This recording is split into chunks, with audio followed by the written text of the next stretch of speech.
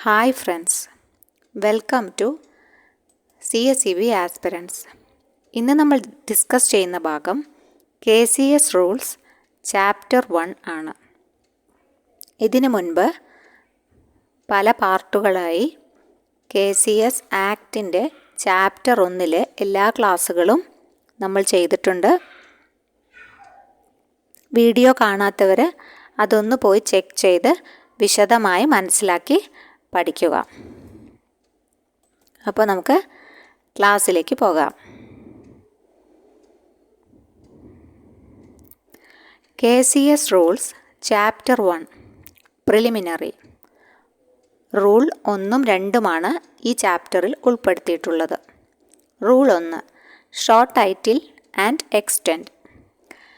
These rules may be called the Kerala Cooperative Societies Rules 1969 came into force on 14 July 1969 നിലവിൽ വന്നത്. Rules നിലവിൽ വന്ന തീയതിയാണത്. വ്യക്തമായി പഠിക്കുക. റൂൾ 2 ഡെഫിനിഷൻസ് ആണ്. റൂൾ 2 ഡെഫിനിഷൻസ് വളരെ കുറച്ച് ഡെഫിനിഷൻസ് മാത്രമേ റൂൾസിലുള്ളൂ. വിശദമായ ഡെഫിനിഷൻസ് എല്ലാം പ്രതിപാദിക്കുന്നത് സെക്ഷനിലാണ്, സെക്ഷൻ 2ലാണ്. അതെല്ലാം നമ്മൾ കവർ ചെയ്തിട്ടുണ്ട്. അതുകൊണ്ട് അതൊക്കെ ഒന്ന് കറക്റ്റായിട്ട് മനസ്സിലാക്കുക. 2A 2 സബ്സെക്ഷൻ A പറയുന്നത് ആക്ട് എന്താണെന്നുള്ളതാണ്. Act means the Kerala cooperative societies act 1969.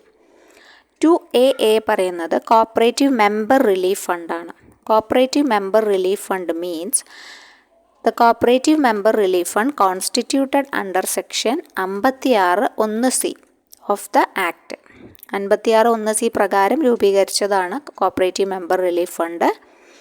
അത് 10% നെറ്റ് പ്രോഫിറ്റിൻ്റെ 10% മാറ്റിവെക്കേണ്ടത്. അതിൻ്റെ മാക്സിമം എമൗണ്ട് പറയുന്നത് 1 lakh ആണ്. It is a statutory reserve ആണ്. അപ്പോൾ 2AA കോപ്പറേറ്റീവ് മെമ്പർ റിലീഫ് ഫണ്ടാണെന്ന് ഓർക്കുക. അത് കോൺസ്റ്റിറ്റ്യൂട്ട് ചെയ്യുന്നത് 56(1)(c) പ്രകാരമാണ്. സെക്ഷൻ 56(1)(c) പ്രകാരമാണെന്ന് ഓർക്കുക. 10% നെറ്റ് പ്രോഫിറ്റിൻ്റെ 10% മാറ്റിവെക്കേണ്ടത്. മാക്സിമം എമൗണ്ട് 1 lakh ആണ്. It is a statutory reserve ആണ്. 2B പറയുന്നത് ഡിക്രി ആണ്. ഡിക്രി എന്താണ്? Decree means any order, decision or award referred to in section 76 of this act. Section 76 പ്രകാരം പറയുന്ന ഓർഡർ, ഡിസിഷൻ ഓർ അവാർഡിനെയാണ് ഡിക്രി എന്ന് പറയുന്നത് കേട്ടോ. അപ്പോൾ 2B എന്ന് പറഞ്ഞ ഡിക്രി എന്ന് പറഞ്ഞാൽ എന്താ? ഡിക്രി എന്ന് വെച്ചാൽ order, decision or award referred to in section 76 of this act. Okay. 2C എന്താണ്? ഡിക്രി ഹോൾഡർ ആണ് കേട്ടോ. ഡിക്രി ഹോൾഡർ ആരാണ്? Any person holding a decree or legal assignee of the decree. അതായത് ഏതൊരു വ്യക്തിയുമാവാം. ഡിക്രി ആരാണോ കൈവശം വെക്കുന്നത് അതാണ് ഡിക്രി ഹോൾഡർ അല്ലേ. അപ്പോൾ ആ ഡിക്രിയായ ഓർഡർ, ഡിസിഷൻ ഓർ അവാർഡാണ് ഡിക്രി എന്ന് പറഞ്ഞാൽ. അത് അവാർഡ് കയ്യിൽ വെക്കുന്നത് ആരാണോ അയാളാണ് ഡിക്രി ഹോൾഡർ. ഡിക്രി ഹോൾഡറിൻ്റെ മറ്റ് പേരുകൾ പ്ലെയിൻറ്റിഫ് എന്നും ജഡ്ജ്മെൻറ്റ് ക്രെഡിറ്ററും എന്നുമാണ്. അപ്പോൾ അത് ചോദിച്ചു കണ്ടിട്ടുണ്ട്, പ്ലെയിൻറ്റിഫിനെ കുറിച്ചും ജഡ്ജ്മെൻറ്റ് ക്രെഡിറ്ററെ കുറിച്ചും. അപ്പോൾ അതൊന്ന് മനസ്സിലാക്കി വയ്ക്കുക. ഡിക്രി ഹോൾഡർ എൻ്റെ മറ്റു പേരുകളാണ് പ്ലെയിൻറ്റിഫ് എന്നും ജഡ്ജ്മെൻറ്റ് ക്രെഡിറ്റർ എന്നും. അപ്പോൾ അത് ആരാണ് എന്ന് വ്യക്തമായി മനസ്സിലാക്കുക. ഇപ്പോൾ ഒരു സൊസൈറ്റി മെമ്പറും തമ്മിലുള്ള തർക്കമാണെങ്കിൽ സൊസൈറ്റിയുടെ കയ്യിലാണ് ഡിക്രി ഉള്ളതെങ്കിൽ അദ്ദേഹമാണ് ഡിക്രി ഹോൾഡർ അല്ലേ. 2D എന്ന് പറഞ്ഞാൽ ഡീഫോൾട്ടാണ്. അപ്പോൾ എന്താണ് ഡീഫോൾട്ട്? ഡീഫോൾട്ട് നമുക്കറിയാം അല്ലേ. തുക അടയ്ക്കാതെ വീഴ്ച വരുത്തുക. അപ്പോൾ വീഴ്ച വരുത്തുന്നതിനാണ് നമ്മൾ ഡീഫോൾട്ട് എന്ന് പറയുക. കൃത്യമായ തുക, അതായത് പേയ്മെൻറ്റ് എത്രയാണോ കൊടുക്കാനുള്ളത് അത് അടയ്ക്കാതെ അതിൽ വീഴ്ച സംഭവിക്കുന്നതിനാണ് ഡീഫോൾട്ട് എന്ന് പറയുക. മുടങ്ങിപ്പോവുകയാണത്, പിന്നെ കണ്ടിന്യൂ ചെയ്യുന്നില്ല, അടവ് നടക്കുന്നില്ല, അതാണ് ഡീഫോൾട്ട്. 2E എന്ന് പറഞ്ഞു കഴിഞ്ഞാൽ ഡീഫോൾട്ടർ. അപ്പോൾ ആരാണോ തവണകൾ അടയ്ക്കാതെ ലോൺസ് ആൻഡ് അഡ്വാൻസസോ അല്ലെങ്കിൽ അതുമായി ബന്ധപ്പെട്ട സംഭവങ്ങളോ മുടക്കുന്നത് അയാളാണല്ലോ ഡീഫോൾട്ടർ എന്ന് പറഞ്ഞാൽ. അപ്പോൾ അത് 2E ആണ് കേട്ടോ, ഡീഫോൾട്ടർ. അപ്പോൾ defaulter means any person or cooperative society against which a decree has been obtained. അതായത് ഡിക്രി ആർക്കെതിരെയാണോ ലഭിച്ചിട്ടുള്ളത്, ഡിക്രി ആർക്കെതിരെയാണോ ഇവിടെ പോയിട്ട് സമ്പാദിച്ചിട്ടുള്ളത് അയാളെയാണ് ഡീഫോൾട്ടർ എന്ന് പറയുക കേട്ടോ. ഈ ഡിക്രിക്കും മറ്റ് പേരുകളുണ്ട്. അവിടെ നമ്മൾ പറഞ്ഞില്ലേ ഡീഫോൾട്ടർക്കും വേറെ പേരുകളുണ്ട്. ഡിക്രി ഹോൾഡർക്ക് നമ്മൾ പ്ലെയിൻറ്റിഫ് എന്നും ജഡ്ജ്മെൻറ്റ് ക്രെഡിറ്റർ എന്നും പറഞ്ഞ പോലെ ഇവിടെ ഡീഫോൾട്ടർക്ക് ജഡ്ജ്മെൻറ്റ് ഡെപ്റ്റർ എന്നാണ് പറയുന്നത് കേട്ടോ. ജഡ്ജ്മെൻറ്റ് ഡെപ്റ്റർ, ഡിഫൻഡൻറ്റ്, റെസ്പോണ്ടൻറ്റ് എന്നൊക്കെ പറയുന്നത് ആരാണ്? ഡീഫോൾട്ടറാണ് കേട്ടോ. ഡീഫോൾട്ടറിൻ്റെ മറ്റു പേരുകളാണ് ജഡ്ജ്മെൻറ്റ് ഡെപ്റ്റർ, ഡിഫൻഡൻറ്റ്, റെസ്പോണ്ടൻറ്റ് എന്നൊക്കെ പറയണത് കേട്ടോ. പിന്നെ 2F ഫോംസ് ആണ്. Forms means form specified in appendix 2. Appendix 2 പ്രകാരം നമ്മൾ പറഞ്ഞിട്ടുള്ള ഫോമുകളാണ് ഫോംസ് 2F എന്ന് പറയണത്. 2G എന്ന് പറയുന്നത് നെറ്റ് പ്രോഫിറ്റ് ആണ്.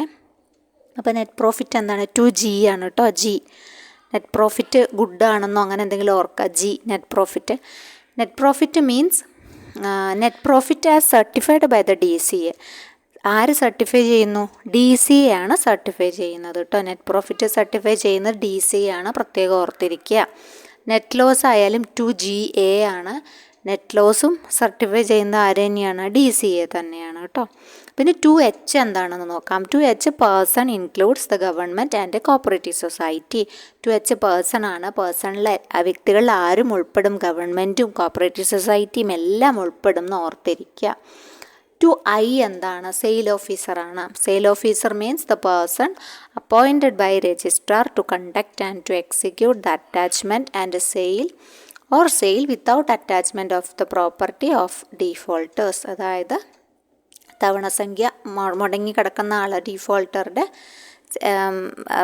സ്ഥാവര ജംഗമ വസ്തുക്കളെല്ലാം അറ്റാച്ച് ചെയ്യാൻ വേണ്ടിയിട്ട് ഒരു പേഴ്സണെ അപ്പോയിൻറ്റ് ചെയ്യും രജിസ്ട്രാർ. അതാണ് സെയിൽ ഓഫീസർ എന്ന് പറയുന്നത് കേട്ടോ. അപ്പോൾ സെയിൽ ഓഫീസർ 2I ആണ്. സെയിൽ ഓഫീസർ അദ്ദേഹം ഒരു പേഴ്സൺ ആണ്. അപ്പോയിൻറ്റഡ് ബൈ ആരാണ് അപ്പോയിൻറ്റ് ചെയ്യുന്നത്? രജിസ്ട്രാറാണ് അപ്പോയിൻറ്റ് ചെയ്യുന്നത്. എന്തിനു വേണ്ടി അപ്പോയിൻറ്റ് ചെയ്യുന്നു? To conduct and to execute the attachment and sale or sale without attachment of the property of defaulters. അല്ലെങ്കിൽ വിൽപ്പനയ്ക്ക് വേണ്ടിയിട്ട് അറ്റാച്ച് ചെയ്തെടുക്കും, അല്ലെങ്കിൽ വിൽപ്പന ഇല്ലാതെ അറ്റാച്ച് ചെയ്തെടുക്കും, പ്രോപ്പർട്ടി അറ്റാച്ച് ചെയ്യുമല്ല. അപ്പോൾ അതിന് വേണ്ടിയിട്ടാണ് സെയിൽ ഓഫീസറിനെ അപ്പോയിൻറ്റ് ചെയ്യുന്നതെന്നാണ് പറയുന്നത് കേട്ടോ. അതുതന്നെയാണ് ഇവിടെ 2 പോയിൻറ്റുകളിലും പറയുന്നത്.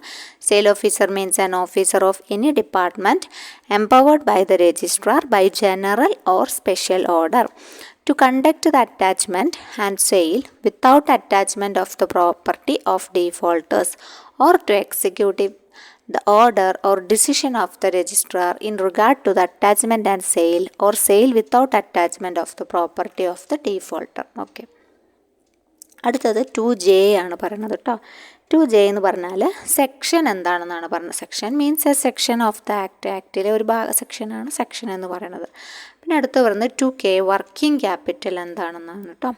2K വർക്കിംഗ് ക്യാപിറ്റൽ ജസ്റ്റ് ഒന്ന് ഓർത്തിരിക്കണം. Working capital means such portion of reserve fund and other funds. മറ്റ് ഫണ്ടുകൾ അല്ലെങ്കിൽ റിസർവ് ഫണ്ടിൻ്റെ ഒരു പോർഷൻ ആവാം, പെയ്ഡ് അപ്പ് ഷെയർ ക്യാപിറ്റലിൻ്റെ ആവാം, loans and deposits received by the society and debentures issued by the society. ഇതിൻ്റെ എല്ലാം ഭാഗമാണ് വർക്കിംഗ് ക്യാപിറ്റൽ എന്ന്. സച്ച് എ പോർഷനാണ് വർക്കിംഗ് ക്യാപിറ്റൽ എന്ന് വെച്ചാൽ അല്ലേ. എന്തല്ല have not been invested in building and other fixed assets കേട്ടോ. ആ പോയിൻ്റാണ് നോട്ട് ചെയ്തിരിക്കേണ്ടത്. അതായത് ബിൽഡിങ്ങിലോ ഫിക്സഡ് അസറ്റ്സിലോ നിക്ഷേപിക്കാത്ത തുക, അതിൻ്റെ ആ പോർഷനെയാണ് നമ്മൾ എന്ത് പറയുന്നത്? വർക്കിംഗ് ക്യാപിറ്റൽ എന്ന് പറയുന്നത്. 2K ആണ് വർക്കിംഗ് ക്യാപിറ്റൽ. 2 സബ്സെക്ഷൻ K ആണ് വർക്കിംഗ് ക്യാപിറ്റൽ കേട്ടോ. റൂൾ 2K എന്താണ്? വർക്കിംഗ് ക്യാപിറ്റലാണ്. അപ്പോൾ വർക്കിംഗ് ക്യാപിറ്റൽ എന്താണ്? Paid up share capital plus reserve fund plus deposits plus borrowings plus debentures issued minus എന്ത്? Amount invested in building and other fixed assets. Fixed അസറ്റ്സിലോ ബിൽഡിങ്ങിലോ invest ചെയ്ത് തുക കഴിച്ചുള്ളതാണ്. തുക നമ്മൾ കിഴിക്കണം അല്ലേ, അത് ഉൾപ്പെടുത്തരുത്. അത് ഉൾപ്പെടുത്താത്ത ഭാഗത്തിനെയാണ് നമ്മൾ എന്ത് പറയുന്നത്? വർക്കിംഗ് ക്യാപിറ്റൽ എന്ന് പറയുന്നത്. അപ്പോൾ ചെറിയൊരു ഭാഗമാണ്. റൂളിൻ്റെ ചാപ്റ്റർ 1 ഇത്രേ പറയുന്നുള്ളൂ. കുറച്ച് ഡെഫിനിഷൻസാണ് ഇതിൽ ഉൾക്കൊള്ളിച്ചിട്ടുള്ളത്. അപ്പോൾ നമ്മളത് കംപ്ലീറ്റ് ആക്കാൻ വേണ്ടിയിട്ട് ചെയ്തു എന്നേ ഉള്ളൂ. നമ്മളത് ജസ്റ്റ് ഒന്ന് എടുത്തു എന്ന് മാത്രമേ ഉള്ളൂ കേട്ടോ. അപ്പോൾ വർക്കിംഗ് ക്യാപിറ്റൽ ഒന്ന് ശ്രദ്ധിക്കുക. 2K വർക്കിംഗ് ക്യാപിറ്റൽ ഒന്ന് ശ്രദ്ധിക്കുക. പിന്നെ അതുപോലെ സെയിൽ ഓഫീസർ 2I ആണ്. സെയിൽ ഓഫീസറിനെ ആരാണ് അപ്പോയിൻറ്റ് ചെയ്യുന്നത്? രജിസ്ട്രാറാണ് അപ്പോയിൻറ്റ് ചെയ്യുന്നത്. എന്തിനാണ് അപ്പോയിൻറ്റ് ചെയ്യുന്നത് നമ്മൾ ജസ്റ്റ് നോക്കി. വർക്കിംഗ് ക്യാപിറ്റലും എന്താണെന്ന് നോക്കണം. പിന്നെ അതുപോലെ കുറച്ച് പ്രധാനപ്പെട്ടതെന്ന് പറയുന്നത് ഈ ഡീഫോൾട്ടറും ഡിക്രി ഹോൾഡറും അതിൻ്റെ മറ്റു വ്യത്യസ്ത പേരുകളും, പിന്നെ കോപ്പറേറ്റീവ് മെമ്പർ റിലീഫ് ഫണ്ട് എന്താണ്, ഏത് സെക്ഷനിലാണ് വരുന്നത്, 10% ആണ് മാറ്റി വെക്കേണ്ടത്, മാക്സിമം എമൗണ്ട് എത്രയാണ്, അത് സ്റ്റാറ്റ്യൂട്ടറി റിസർവ് ആണ്, അതൊക്കെ നമ്മൾ സെക്ഷനിൽ 56(1)(c) വരുമ്പോൾ നമുക്ക് ഡീറ്റെയിൽഡ് ആയിട്ട് പഠിക്കാം. അപ്പോൾ ഇത്രയാണ് ഈ KCS റൂൾസ് ചാപ്റ്റർ 1 പ്രിലിമിനറിയുടെ ഭാഗമായിട്ട് വരുന്നത് കേട്ടോ. അപ്പോൾ ഇതുവരെ കണ്ടിട്ടില്ലെങ്കിൽ നമ്മൾ എന്ത് ചെയ്യാം, നമ്മുടെ ചാപ്റ്റർ 1 സെക്ഷൻ നമ്മൾ ഡീപ്പായിട്ട് തന്നെ എടുത്തിട്ടുണ്ട്. അപ്പോൾ അത് ജസ്റ്റ് ഒന്ന് പോയിട്ട് കാണുക, വീഡിയോസ് കാണുക, ഒന്ന് ജസ്റ്റ് കമൻറ്റ് ചെയ്യുക കേട്ടോ. അപ്പം വീഡിയോ കണ്ടിട്ട് അഭിപ്രായങ്ങൾ എന്തെങ്കിലും ഉണ്ടെങ്കിൽ അറിയിക്കുക. ഏതെങ്കിലും സബ്ജക്റ്റുമായി ബന്ധപ്പെട്ടിട്ടുള്ള വല്ല വീഡിയോസും വേണമെങ്കിൽ അതൊന്ന് ജസ്റ്റ് കമൻറ്റിലൂടെ അറിയിക്കുക കേട്ടോ. അപ്പോൾ ഒന്ന് സബ്സ്ക്രൈബ് ചെയ്യുക. ആദ്യമായിട്ട് കാണുന്ന കൂട്ടുകാരുണ്ടെങ്കിൽ ഒന്ന് സബ്സ്ക്രൈബ് ചെയ്തിട്ട് വീഡിയോ കാണുക കേട്ടോ. അപ്പോൾ നമുക്ക് ഇതുമായി ബന്ധപ്പെട്ട കുറച്ച് ക്വസ്റ്റ്യൻസൊക്കെ ഉൾപ്പെടുത്തിയിട്ട് നെക്സ്റ്റ് വീഡിയോയിൽ കാണാം. Thank you.